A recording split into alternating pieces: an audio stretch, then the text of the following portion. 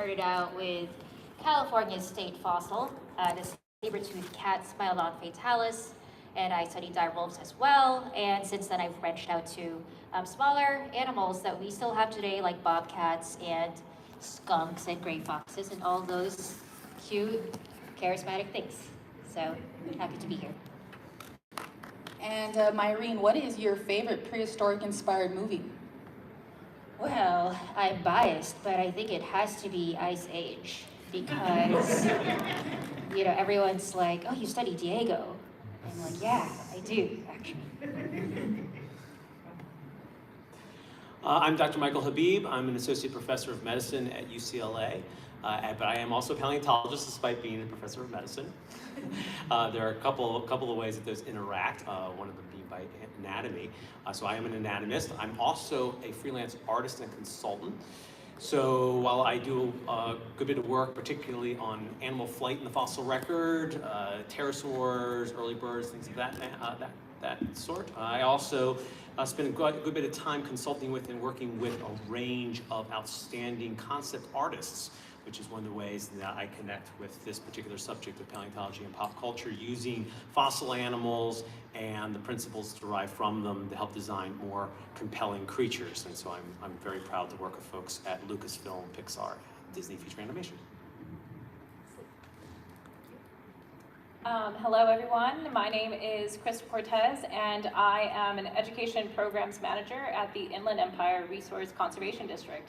And like Mike here, I am still a paleontologist because they do interact. Conservation and paleontology do interact the way that, if you can't really fully understand what's going on right now if you're not looking at what's in the past. So that's how we're able to use paleontology and paleontological knowledge to kind of see how we can use it in conservation today. Excellent. And I didn't get your favorite prehistoric movies, so both of you could answer that. Mike, you go first. Well, I'm going to go with the obvious one, but maybe for a less than obvious reason. So the original Jurassic Park from 1993. That was very formative for me, but also I have to mention it, I think, dear to my heart because my PhD supervisor consulted on the film. My favorite movie is Land Before Time. Like, yeah, see? Right. My name's Adam Huttenlocker. I'm a professor of anatomy at University of Southern California. And I think when I was young, I think Land Before Time really got me into paleontology. Land Before Time and obviously the first Jurassic Park movie. But I got a master's at Cal State San Bernardino and my PhD at the University of Washington, and do a lot of field work in the Southwest United States, in Africa. I've done some work in Antarctica, and my research focuses on the evolutionary transition from early reptiles to mammals. I'm Nate Smith. I'm a curator of the Dinosaur Institute here at the Natural History Museum of Los Angeles County. I've been a curator here since 2015. Before that, I was a professor of biology at Howard University and did my PhD at University of Chicago in the Field Museum. And I primarily study early dinosaur evolution, Triassic, Jurassic dinosaurs and their relatives in places like New Mexico, Arizona, and further afield in Argentina and Antarctica.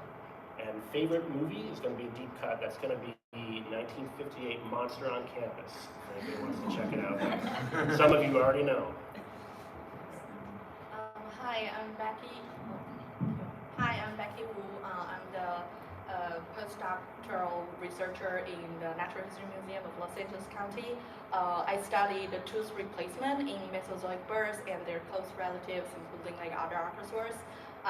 My favorite paleontology-inspired movie is Jurassic Park, because who doesn't? Hi everyone, my name is Kirsten Formoso. I am a PhD candidate at the University of Southern California and a graduate student in residence at the Natural History Museum of Los Angeles County. I study the evolution of how animals went from walking on land to swimming in the ocean. So well-known animals alive today like whales, seals, manatees, and a lot of extinct cool animals like marine reptiles like mosasaurs, plesiosaurs, and ichthyosaurs. My favorite prehistoric inspired movie Oh my gosh, it's actually really hard. I would say it's probably a tie between Disney's Dinosaur for nostalgia reasons, and I like the second Jurassic Park. I love the two T-Rexes and Ian Malcolm a lot. All right, excellent. So you can see we have a variety of backgrounds here, so that's excellent. I forgot to mention that I specifically study Parasaurolophus, and I have its brain in my backpack. So if anybody wants to see that, it's an EndoCast printout. But if you want to see it, let me know, and I will gladly show it to you. All right, so paleontologist. But what is paleontology? Does anybody want to answer what paleontology is? I will take this one. Okay. All right. Paleontology is going to be the study of fossils, and fossils are going to be any evidence of past life. That's going to include body fossils like bones, the famous fossils that you see on display in museums, but also other fossils like trace fossils, which include dinosaur footprints and impressions that life was there, and even chemical fossils that are chemical traces of past molecules that were made by life that you can measure with chemical methods in the earth. So that's paleontology. Anybody want to add to that before we move on? Yeah, I can add to it. Yeah, so in addition to fossils, I think that especially with some really cutting edge methods these days, you know, the study of ancient DNA, I think people would also consider that paleontology. And ancient DNA can be preserved in fossils, but you know, DNA itself might be argued to be not a fossil. Also, like the study of paleo environments, right? So things like sediments. So these are sediments. These can be sediments from billions of years ago. So even though those sediments are not like fossil, like they can be still be included in the study of paleontology. Ladies and gentlemen, Dr. John Hammond. Excellent. Right on time. We spared no expense. All right, so the next question. No, sorry. Okay, so why do you think the ancient past is so intriguing and inspiring? I'll take this one. For me, it's because time. I don't think that people really understand how deep time works. I don't think that I even understood how deep time works. I mean, even your language in the question, right? You said ancient. You can relate to ancient. You think about ancient, you're like, oh, really old. But in paleontology, you study just how old. And when you think about it, when you put 4.6 billion years into perspective, I think that that's just so mysterious that it's very captivating. And I think for all of us, it's like a drug, right? You just need to know more. You're like, wait, but what happened during this time? So for me, that's what it is. Anybody else? I was going to say, I think it's very humbling when you look at the vast scale of time and our place on this planet. And I just love kind of understanding how past ecosystems feed into the modern one, like our modern ecosystems, what we know, what we're familiar with, but it's just really cool to think of how it got here, how it's different, how it's similar even to these deeply, vastly ancient environments and ecosystems. And it's just, we're such a tiny little speck in time, and it's really cool to have the privilege to be able to actually touch and hold and do scientific research on the evidence of the past. You know, one of the things that's really cool about paleontology, especially like, you know, as an anatomist and, you know, someone who studies like, you know, biophysics, you know, we have all these ideas of, you know, what are the extremes of what biology can do, you know, what can animals do, what can humans do, and one of the great things about paleontology is the way it surprises us, the way we can look for fossils and find animals that sort of push the limits of body size. Like, you know, I just think, you know, we can have ideas of how animals should act and how they should behave. And then we can show the fossils and say, hey, look, this is what they did. This is surprising and amazing. Yeah, you can definitely tell stories, which is pretty amazing. Deep time is really hard to wrap your mind around. You're right, like still, even as paleontologists, it's like still hard to wrap your mind around. The story of extremes. Yes, definitely. Anybody else want to add? Well, there's I a feel- quip. Oh, sorry. Go ahead. There's a quip I use from time to time, but it's true, which is that as a paleontologist or as paleontologists, plural here today, we have most of the organisms. Actually, about 99.9% of them. So I think one of the things that's particularly fascinating about it, drew me into paleontology, was just the fact that there's this sudden moment where you realize that what we live alongside, what's familiar, is such an incredibly small fraction of what has existed or what can exist, to Dr. Locker's point. So, and pass it back. Yeah, so for me, like the most interesting thing is to know the whole picture of the evolution.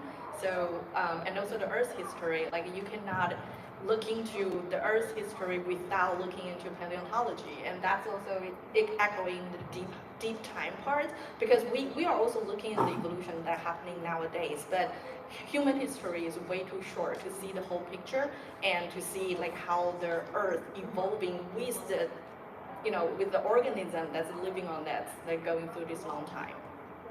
Yeah, paleontology can provide our context and our bigger sample size. So like, anybody out there take a Geology 101 class? Any hands up there? Okay, so you probably all heard like the old adage, the present is the key to the past, right? That kind of thing. Well, the flip side is true as well, right? The past is key to the present, and a lot of the work of paleontology these days, in recent decades, has been as a context for understanding modern biological response to climate change and other things. And so paleontology is kind of going through a renaissance right now of being more relevant to the rest of the sciences. Excellent, thank you so much. All right, so now we're going to go ahead and we're going to take a close look at some ways that paleontology has inspired pop culture, and we're starting with Jurassic Park, of course. All right, so dinosaurs and feathers. Let's get some thoughts on this. Feathers or no feathers? What are your thoughts? Well, evidence shows there's feathers, so let's go with the evidence. Yeah. Yeah, this is one that, well, it's near and dear to my heart because it's a lot of what I work on, is the branch of dinosaurs that were, for the most part, feathered animals. This is one of those things where to Becky's point, it's not even it's not circumstantial evidence, it's direct evidence. It is, in fact, it was close to provable as you get in anything that isn't mathematics. They died and became fossilized, and things that fossilized of their bodies include bones, skin, and feathers, a bunch of them. So those clearly had feathers. The tricky part, and I'll pitch it to my fellow panelists that may pitch in a little bit more about this. The tricky part is figuring out exactly what that life appearance would have looked like, how feathered they would be, and also exactly how far across the dinosaur tree of life feathers would be present, because one of the things that we can derive from the ones that preserved with feathers is that their close relatives probably also had feathers, even if none of those fossils have happened to preserve with it. Because usually you only get the skeleton, you do not typically get the skin or other coverings. And that's a little bit more detective work. So if the question is just feathers, the answer is yes. If the question is which, the answer is ooh. So with kind of going forward with the feather question, we knew that dinosaurs had feathers when they made Jurassic Park. Why do you think they left those out? Why do you think people... No. So the first feathered dinosaur actually being published in 1996. The first Jurassic movie was coming out before that. Okay. So when they're making the movie, they definitely didn't know. So I guess later on when they made more Jurassic Park movies, when we knew they had feathers, or why do you think people are not really liking the feather idea, is the question. Well, I don't think people doesn't like the feather idea. Well, the guy that manages the CGI budget. Yeah. Probably, yes. Yeah, but like for later part of the franchise, like in the Jurassic World, especially the new one, they definitely put the feathers in there. Although like Mike pointed out, like what kind of feather and what kind of a dinosaur, that is the question. But yeah, they definitely put the feathers in there, and I think they look great. Yeah. At Dominion, Jurassic World Dominion finally got on the feathered raptor train, which is really nice. I do think the reason why they didn't go with it for like the more iconic raptors is, of course, they were the iconic ones, the kitchen scene raptors, and when they rebooted those raptors in Jurassic World, I think they thought that coming back after, you know, the Jurassic Park franchise went on a hiatus might have been jarring to people to be like, oh, these raptors suddenly had feathers on it, and so it took the third movie in the franchise to actually show a nicely feathered dromaeosaur. And I don't think It'd be it's like having 3 different actors play the Hulk. Right? Yes, exactly. Yeah, totally. I don't think it's like so malicious, like, you know, this is for the pro skin-only dinosaurs. It's just a matter of practicalness and like, yeah. And also, may I add in, when the first feather dinosaur, what's it called, Sinolosaurus Rex, was published, it was actually quite controversial because people are like arguing, is this really feather? This is like first feather dinosaur. You can imagine it is controversial to the academic society as well. So, you know, it has to take a little time to settle down, and then like people are more accepting of the, you know, feather dinosaur idea. I think people nowadays pretty much knows that, you know, it's comprehensive. Yeah, it is becoming more public knowledge.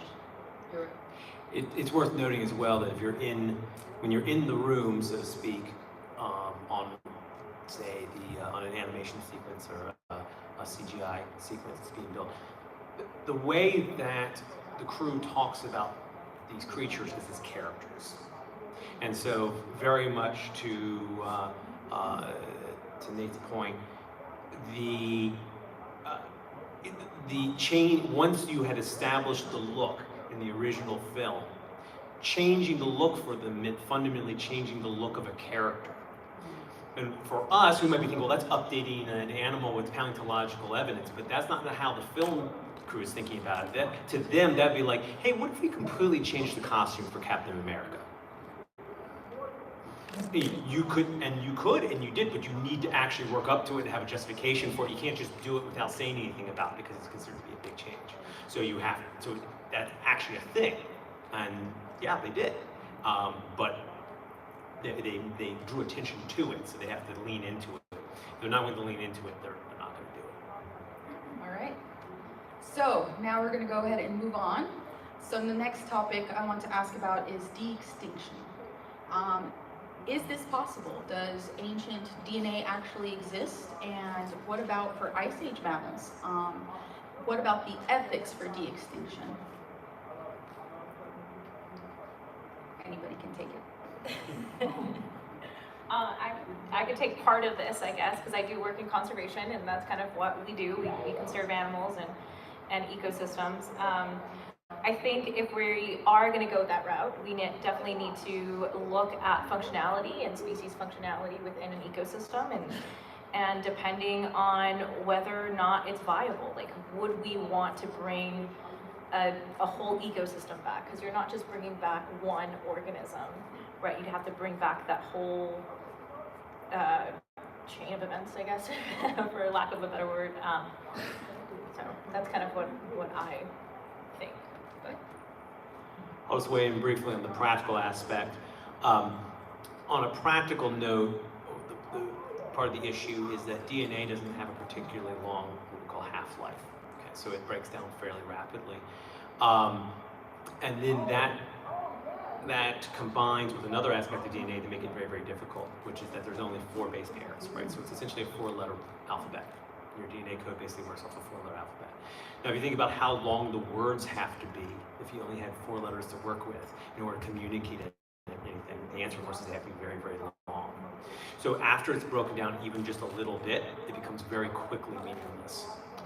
It's very difficult to do anything with it. It's even degraded a little bit because you get a chunk of sequence. You're like, well, this could be part of a gene for making claws, or it could be part of a gene for making the lens of the eye, or it could be a regulatory gene for insulin. They all have this chunk of 30 codes in a row. So it becomes very meaningless very, very quickly, which means it pretty much has to be very, very recent. Thank you. So I know, Myrene, you've worked on this recently. Do you want to talk a little bit about that? Sure, I can talk about it as an Ice Age paleontologist. So yeah, I think part of your question was about Ice Age mammals, and part of your question also was, is this possible? I think that the technology, well, I learned recently by talking with people in Australia who are trying to revive, to resurrect the Tasmanian wolf or Tasmanian tiger. Do you all know which animal that is? So yeah, I was recently, on another panel like this with the scientists over there at the trying to revive the Tasmanian wolf, and yeah, the technology is farther along than I realized, than I think a lot of us realize. So I think that it could happen in our lifetimes that we can bring back extinct species. Now the issues become, what do the species need? And that's where, what Crystal said comes in. If you bring back a mammoth, or if you bring back a Tasmanian wolf, can you bring back the things that it used to eat, the other animals that it used to live with, the environments, the plants that it used to live along?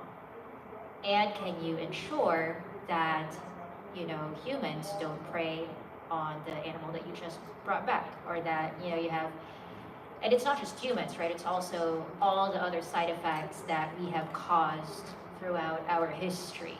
So it's like, well, now Australia has all these other mammals that were not there. Like Australia was the land of marsupials, and now there's a lot of non-marsupials there that might prey on your Tasmanian wolf that you just brought back, things like that. So I think that it's incredibly exciting, but it's also, we have to talk about a lot of these issues that might come up that are not even, I think that the science is possible, but then the question becomes, well, we can, but should we, right? I'm actually curious, where were they planning on doing that? Were they going to do like a small test area first or something? Yeah, I do think they are going to do a small test area first, but the thing is the Tasmanian wolf was, previously just on Tasmania. But of course they have fossils of it on mainland Australia as well, suggesting that its distribution was wider than even before the animal went extinct within, human memory. So yeah, I think that the eventual long-term plan is to help rewild the Australian mainland. But yeah, we can talk about mammoths as well and other things closer to home. If I may add, so in the ethic issue part, there is also a concern is that because these animals are extinct, so even if we can magically get genomes through bioengineering or somehow and then put it into an egg, it still need a surrogate mother, and that will be another species of the close relative. In the case of the mammoth, the close relative will be Asian elephant, but the size of the Asian elephant is much smaller than the mammoth. So whether or not it can hold the baby or the fetus throughout the whole pregnancy would be an issue, and that's what goes the same with other species that we want to resurrect or de-extinction. Like, is this ethical to the animal right issue? Yeah. Thank you. Yes, I want to comment on maybe the less sexy side of this equation as well. When we talk about de-extinction and bringing these things back, it's often dinosaurs or mammoths or saber-toothed cats.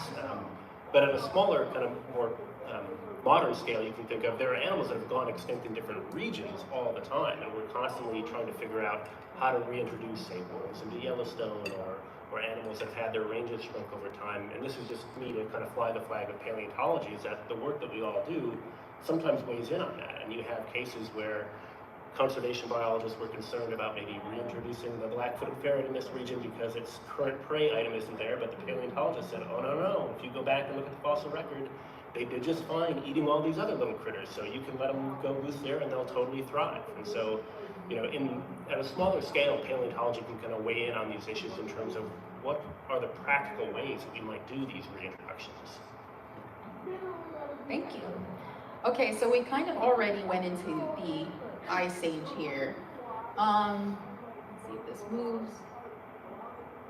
It's not moving. It's not moving. We'll just keep talking. All right.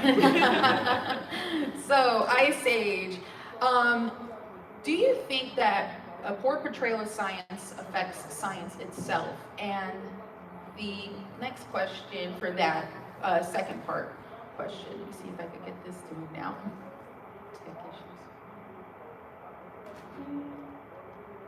Oh, so that, okay. Now I need this part to move. Oh no. All right, you can go ahead and answer that part of the question for Ice Age at least. Does poor portrayal of science affect science itself? And any thoughts on the movie The Ice Age? I'm going to take this one really, really quickly. Sorry, Maureen. But actually, I just had this conversation with my husband last night. And it was because someone that he works with told him that the earth is hollow, which is, I'll just leave it at that. I'm not, but it makes it problematic, right? Like, I think it was like Ice Age 3 or 4 or something that they ended up showing that the earth was hollow, and they had like this whole, like, dinosaurs were like living in the middle of the earth. But it makes it problematic for me, because then, like, how do I explain it? Like, no, that's just a movie. Like, I would think that no one would ever actually think that this is true.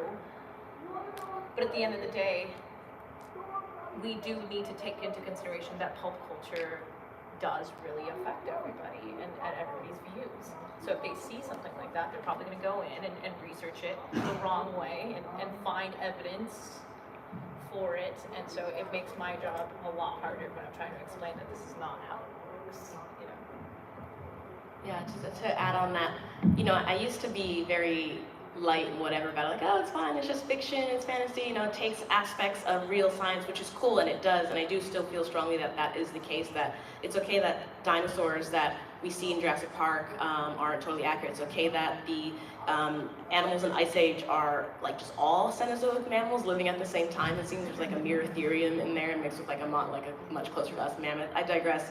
But there are issues when it comes to doing outreach and when people come with these preconceived notions about what these animals were based on movies. For example, the whole T-Rex's vision is based on movement. That's a really famous one that is just absolute bogus. T-Rex probably had terrifyingly good vision, and do not stand still in front of one if you manage to go back in time and see it. So, but then of course it's a really quick conversation, right? Like I just told you all, like actually T-Rex has great vision, that's not true. And that's fine, you can like do those little corrections here and there, but we can't always reach everyone, and there are some much more, serious and entrenched ones. For feathered dinosaurs is a really good example. It's like, no, I don't think dinosaurs have feathers. I've never seen feathered dinosaurs in my movie. It's like, no, but they were there. So those are kind of more involved conversations that you have to address because of these films. Like, at the same time, I'm grateful to a lot of inaccurate portrayals. For example, like the Mosasaurus in Jurassic World, grossly oversized, had crocodile skin, didn't have the tail fluke, whatever, it's a mosasaur. I can tell people like, oh, I study mosasaurs. Have you seen Jurassic World? And they say yes. And so it depends on the level of egregious misadaptation of the science to what you're actually trying to achieve when you communicate. I know I've been asked plenty of times during outreach events when the Indominus Rex lived, or Indominus Rex is their favorite dinosaur. For the little kids, I'm like, oh, that's sweet, but it's not a real dinosaur. But it's based off of real dinosaurs and real animals.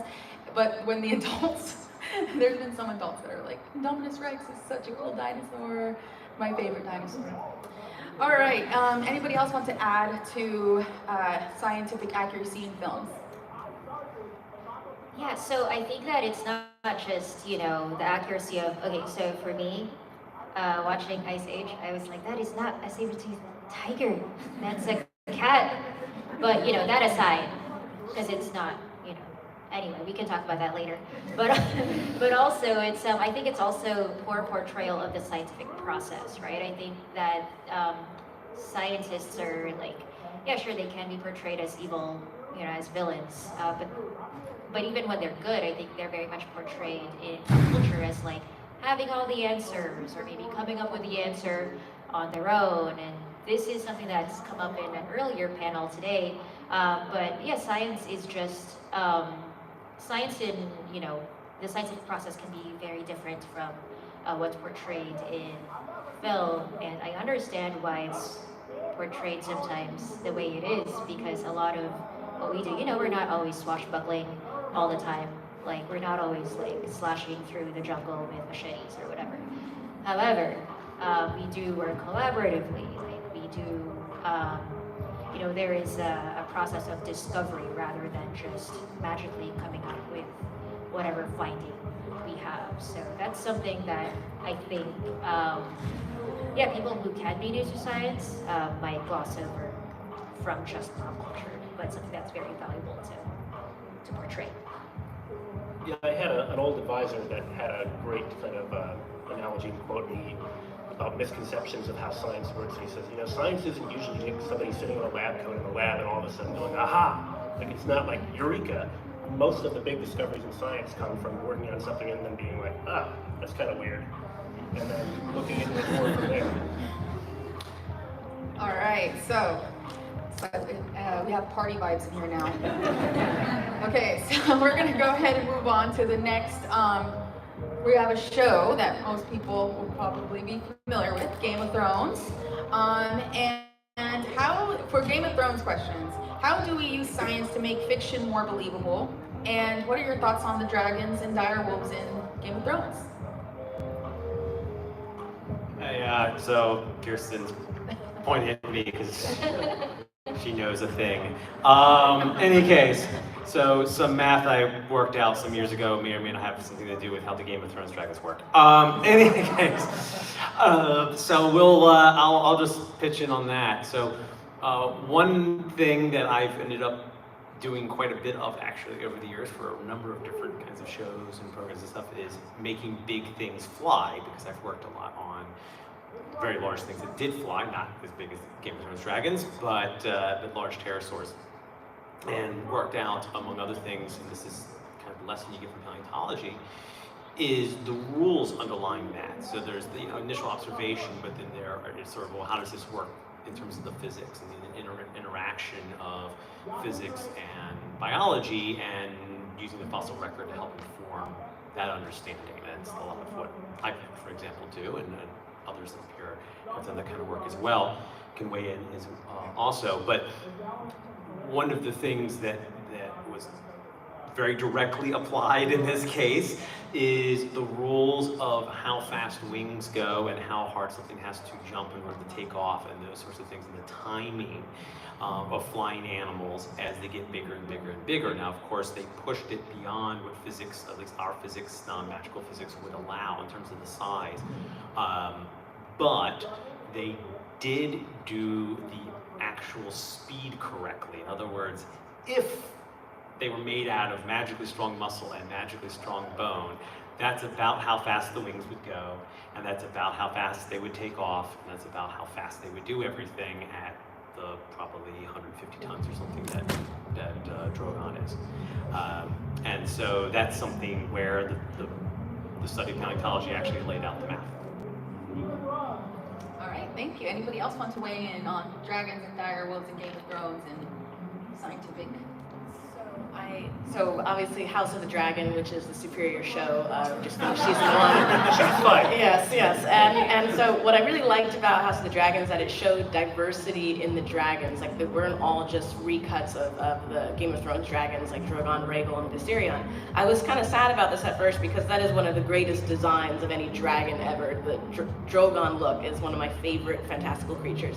But it shows diversity in the clade of dragons, or the evolutionary group of dragons in this world. Syrax has this kind of like camel horse-shaped face, and then Melees with the crown of horns and head ornamentation, and not to mention Drogon and the skull of Balerion have this very tyrannosaur-like look in their skull shape.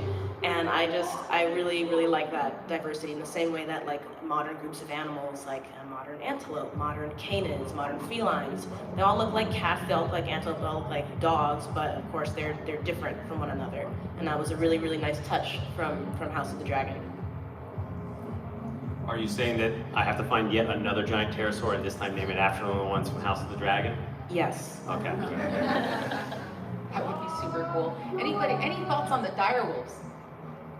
Okay, as the direwolf paleontologist on this panel, I think I have to speak about the direwolves. Yeah, that's all you. Thanks. So direwolves, well, first of all, they're actually not, so Game of Thrones came out, and then soon after Game of Thrones, like the TV show came out, all years of it, like in the last couple years or so, there was a study that came out that using, ancient DNA that showed that direwolves actually are not. Okay, so backtrack. Game of Thrones direwolves look like gray wolves but supersized, right? I mean, they used real dogs, just a large breed. Well, there is huge convergent evolution between direwolves and gray wolves, and it turns out that direwolves actually are not closely related to gray wolves as we thought in for the last 100 years. So we thought that they were sister species in the past. So we thought that Canis, that's the genus name that was historically used for direwolf and gray wolf, and that them having the same genus name suggests that they were sister species. However, we found out, or not we, people, society as a whole found out that direwolves actually diverged from gray wolves as far back as 5 million years ago, which is a pretty long time, younger than dinosaurs. So this is a recent history. But yeah, basically what I'm trying to say here is that based on their skeletons, I think I would still say that the direwolves in Game of Thrones are a bit big, but they probably still looked kind of like wolves. But the fact that direwolves and gray wolves are not actually closely related to each other opens up some other possibilities for what direwolves could have looked like. All right, so I think we're having more fun than the other. I'm just gonna say it. This is way more fun. I don't know. Well, I mean, they're clearly they are very excited about the direwolf. I think that's it. As soon as we This got looks like a middle started. school dance in there. Everybody by the punch bowl, not doing it. Very awkwardly looking each other across the room. All right, so we're gonna go ahead and move on to our next movie, Yes. Avatar.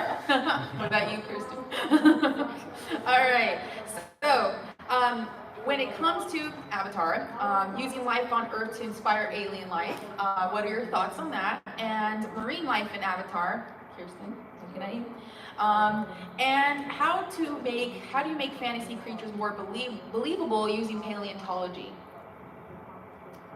Okay, well, I will speak on the marine life part because I have a really neat thing to say about it to kind of convey. So obviously the alien life is on the moon of Pandora, and Pandora is this beautiful, lush planet with diverse ecosystems. If you actually look at Pandora like a zoom out version, Pandora has ice caps on it, oceans, forests, plains, that we saw a little bit in the first movie. So it's actually a really, really well done planet that contrasts with, for example, the panel yesterday, if any of you were there, on kind of the monotone, basic one environment planets of a lot of sci-fi franchises, which is what I deeply appreciate Pandora.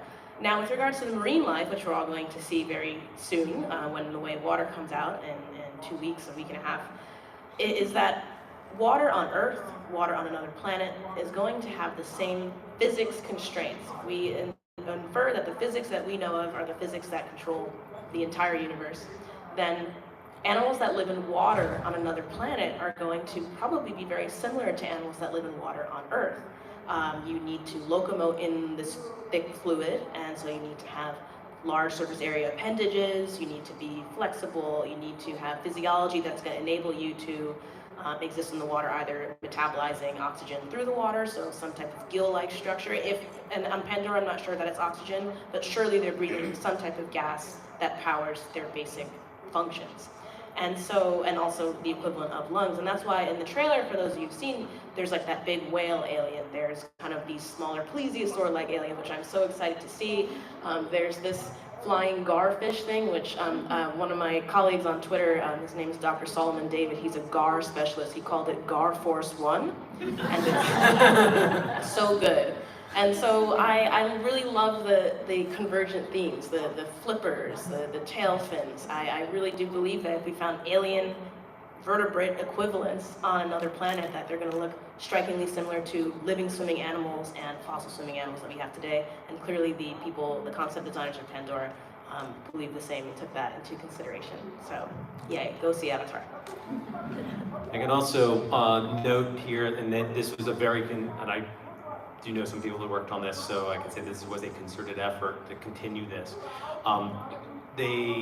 They took a page from paleontology and from evolutionary biology in understanding that ancestry can have long-term effects. So, for example, we have 4 limbs.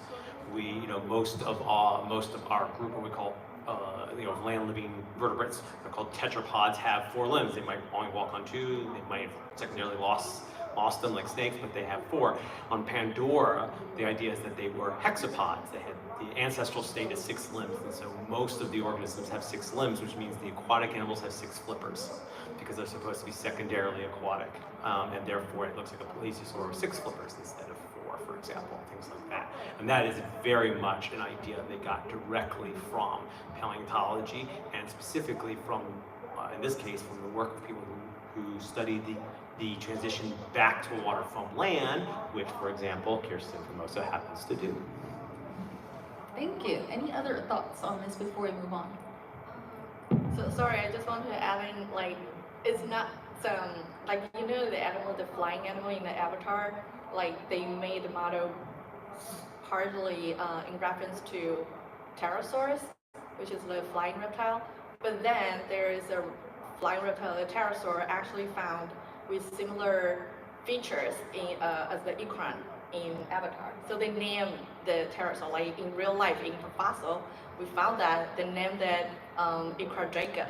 So it's like named after the Avatar flying animal. Yeah. It's a little bit of pop culture inspiring paleontology. I alluded to another one of those earlier. I actually named a pterosaur in reference to Game of Thrones a couple of years ago as well. So it does happen. That's amazing. All right, any other thoughts before? Oh, Yeah. it's one of the giant pterosaurs. It's Cryodracon boreas, frozen dragon of the north winds. So yes, that is a reference, of course, to Viserion and the Risen. All right, any other thoughts? So we've talked a lot about how paleontology influences and inspires pop culture, but what about your thoughts on how pop culture influences paleontology? So for example, we have Historic Planet, right? And we have that voiced over by Attenborough, who most of us know, right? But it was funded by, Favreau, who does Star Wars and does MCU, things like that. So any thoughts on how pop culture influences paleontology? So 3 things. The first is how many paleontologists in pop culture can inspire to get into the field to begin with. So I know a lot of us here named our favorite movies previously. I'm not saying I wouldn't have been a paleontologist if I didn't see this media, but it really is influential, and you hold on to it for a long time. So that's the first thing. The second thing is, and Nate, speaking about this, the names of animals about Meraxes. If you want to, plug that. So yeah, the way it inspires people, naming of things, because we're fans too. I mean, we love this stuff. So I think it's definitely a mutual give and take, and that's really, really nice. Yeah, we named a new dinosaur a little earlier in the year, Meraxes, one of these giant carcharodontosaurs from Argentina. Our lead author, my buddy Juan, is a huge fan of the Game of Thrones series, so we wanted to throw that in there, and that's sort of a good example. And Kirsten's right. I mean, it has generated a lot more interest in our field. The number of people that Jurassic Park inspired and continues to inspire, it's had staying power. Like I was at the Naval Academy once, and a guy telling me there, like, oh, 1986, best recruiting year ever, right after Top Gun came out. But we're talking about a couple of decades where dinosaurs are still constantly in the mix in pop culture. So it's not it's not kind of like the brief pirates craze that we had for a while, and we had pirate exhibitions and things like that. Dinosaurs are here to stay now in pop culture. There's another angle in which it can sort of influence paleontology that I think might be a little bit less intuitive, but has happened recently. So 2 of the panelists here, Kirsten and myself, actually worked on Prehistoric Planet. And we actually ended up working out some math related to some of the motion, some of these extinct animals, in response to something that they asked about in the making of the show. So there was something where they actually had a problem that came up because they were trying to get the animation right. And us being scientists, our response to that was, well, let's make sure it's accurate, let's math the heck out of this. So we did, but that was actually driven by a question that arose because of a pop culture outlet, which I think is super cool. So there's something where... And will be published forthcoming. Yes, yeah, and it's actually going to make its way into publication, so it'll actually be part of the published literature in the sciences, and it started with a question that inspired us from working together on the show, which is super, super cool. Adam, do you have any thoughts on that? This particular question?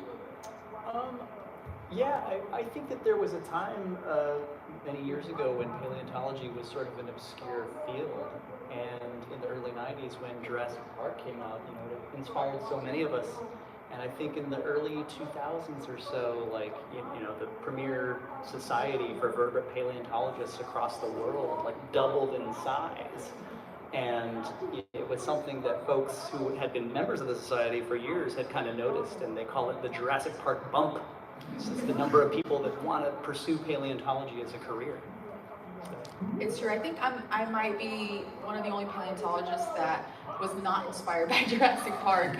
I was just, I didn't like Jurassic Park until after I became a paleontologist. So interesting. All right, so thank you so much for your contributions to this panel today and your thoughts on everything, everybody. It was fantastic. So now we're going to go ahead and open it for questions and answers. 2 questions? So we have time for 2 questions. So we can go ahead, I see 2 hands up, so we're going to go ahead and take these 2 hands. So why don't we go in the back over here? Hi. So you already touched on how paleontology has kind of came through arms and evolved and feathers, etc. For example, one of my favorite dinosaurs when I was a kid was Brontosaurus. So, what is the belief among paleontologists as far as discovery still yet to be? Or is it, I know we're constantly learning, so is it the thought that there's a few more species out there, or hundreds we have discovered, or even into the thousands that we have not yet discovered or learned about? I love this question. We get it all the time. It's like, where are we at in our kind of collector curve as paleontologists? And the truth is, we're still kind of in the exponential stage. Whether you're talking about dinosaurs or other groups, we still just know a fraction of what's out there. And as we measure it over time, we can tell that we're not plateauing. We're still adding new species and growing and growing. And so there's a lot more discovery to be made just in terms of adding new species, and not to mention all the other new discoveries that relate to paleontology. And briefly, I'll tell you, although I don't have a dog in this hunt really, Brontosaurus has been re-erected now as a valid genus again. So Brontosaurus is back, baby. There's some people that'll probably try and sink it again, but that's another great example of how science works, right? It's not something we write down in an encyclopedia and it never changes over time. If we're doing science well, we're constantly challenging those things. And I'd like to add something to that. Also, I love Brontosaurus. Brontosaurus is probably my favorite dinosaur, and I'm not even a dinosaur paleontologist. So when the news came out, Brontosaurus is back, that made my day. Yeah, but yes, I also want to do a little plug for museums. So Nate is at a museum, I'm at a museum, a bunch of us are. Museums have a lot of undiscovered species. So it's not just, we're not just discovering species when we go out there and collect in the field. A lot of the time, museums have already gone out and collected, right, and brought the specimens back there, fossil jackets, whatever. They are sitting in museums' collection spaces, waiting for people to study them. And so, yeah, there's a lot of value for us here to discover. All right, unfortunately, we don't have any time for any more questions because we're out of time now. But if you do have questions, we're going to be hanging out at booth 549, and you can ask us questions how long they all want to stay around and ask questions for. All right, so this panel was sponsored by the Alf Museum and Cosplay for Science, and please check us out on social media and come visit our booth. Thank you.